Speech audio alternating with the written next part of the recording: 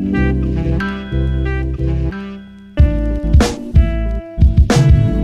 name is Ladley. I go by DJ AL. I'm a DJ and producer from Denver, Colorado.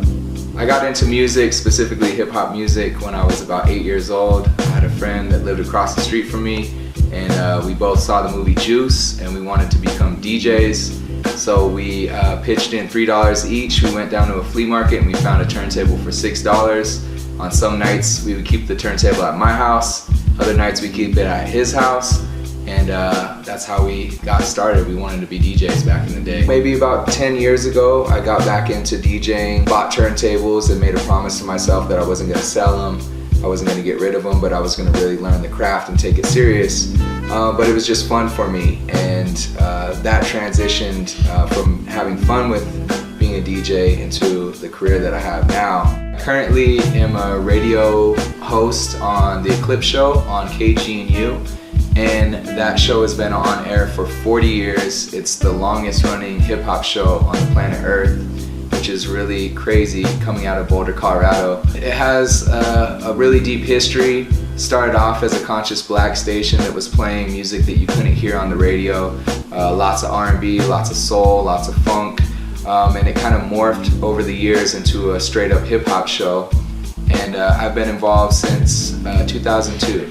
Yo, DJ AL, we are at KGNU Boulder Station, and this is the legendary Eclipse show, been on air for 40 years straight. I used to listen to this station in high school, and it was kind of like a Sunday ritual for me to, like, you know, be in the mirror. I would get fresh, get my outfit together for Monday morning, and it was really like a rare show that debuted underground hip hop that you didn't really hear at the time. One of the cool stories that I have is when I was about 15, my parents got divorced, and in order for my mom to keep the house, we had to get some roommates basically to occupy to get some cash flow and stuff like that. One of the roommates that my mom picked was a guy named Danny, and she had worked with him at an Italian restaurant.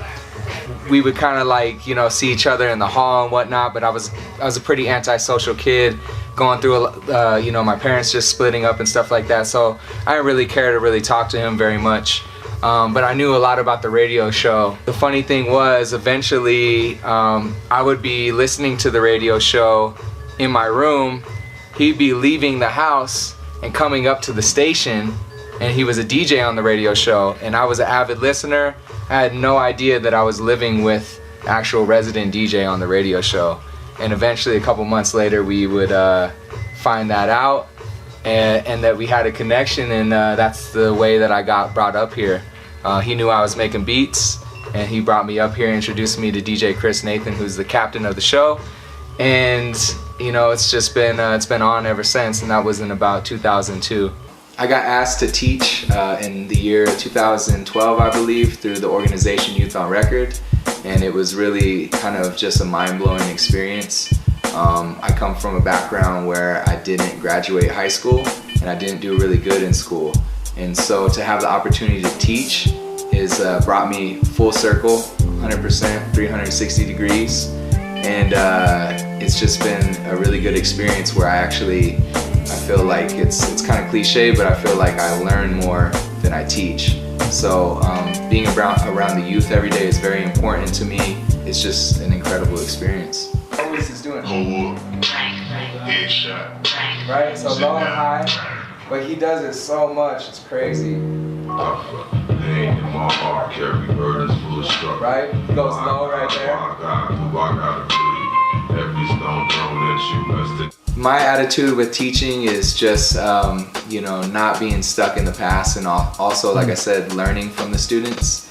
And so I learn a lot about their tastes. But I think a lot of people that are in their 30s and are hardcore hip hop heads would be surprised to find out that a lot of younger kids, you know, 16, 17 years old, are listening to Big L and Big Pun and stuff like that. So I don't really even have to introduce that stuff to them. They're already there, they already know. Yeah. I'm currently organizing a few different events. One of the biggest parties that I organize is called Snap 90s Dance Party, and it's one of the biggest 90s parties in the country. I also throw other funk and soul parties throughout Denver. And I'm also a national, touring artist, so I'm willing to go to other people's parties as well.